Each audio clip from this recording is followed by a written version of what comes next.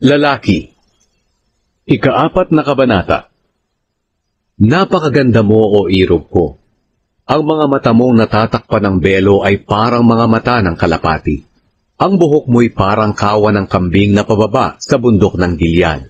Ang mga ngipin mo'y kasimputi ng tupang bagong gupit at pinaliguan. Buong buo at maganda ang pagkakahanay. Ang mga labi mo'y parang pulang laso. Tunay ngang napakaganda. Ang mga pisngi mong natatakpan ng beloy, mamula-mula, na parang bunga ng pomegranata. Ang leeg mo'y kasing ganda ng tore ni David, napapalamutian ng kwintas na tila 1,000 kalasag ng mga kawal. Ang dibdib mo'y kasing tikas ng tindig ng kambal na batang usa, na nanginginain sa gitna ng mga liryo. Bago magmukhang liwayway at bago mawala ang dilim, mananatili ako sa dibdib mong tila mga bundok na pinabango ng mira at insenso. O irog ko, ang lahat sa iyo'y maganda. Walang maipipintas sa iyo. O aking magiging kabiyak, sumama ka sa akin mula sa Lebanon. Bumaba tayo mula sa tuktok ng mga bundok ng Amana, Senir at Hermon, na tinitirhan ng mga leopardo at leon.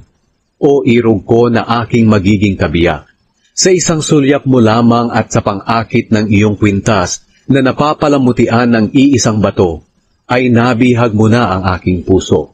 Ang pag-ibig mo, aking irog, ay walang kasintamis. O aking magiging kabiyak, higit pa ito kaysa sa masarap na inumin. Ang samyo ng iyong pabangoy, mas mabango kaysa sa lahat ng pabango. Ang mga labi mo, aking magiging kabiyak, ay kasintamis ng pulot. Ang dila mo'y tila may gatas at pulot. At ang damit mo'y kasimbango ng mga puno ng sedro sa Lebanon. O irog ko, aking magiging kabiyak, tulad ka ng isang halamanan na may bukal at nababakuran. Ang mga puno'y namumunga ng pomegranata at iba pang mga piling bunga. Sagana ito sa halamang hena, nardo, saffron, kalamo at cinnamon, maging ng iba't ibang klase ng insenso, mira, aloe, at iba pang mamahaling pabango. Tulad ka ng isang hardin na may bukal na umaagos mula sa mga kabundukan ng Lebanon.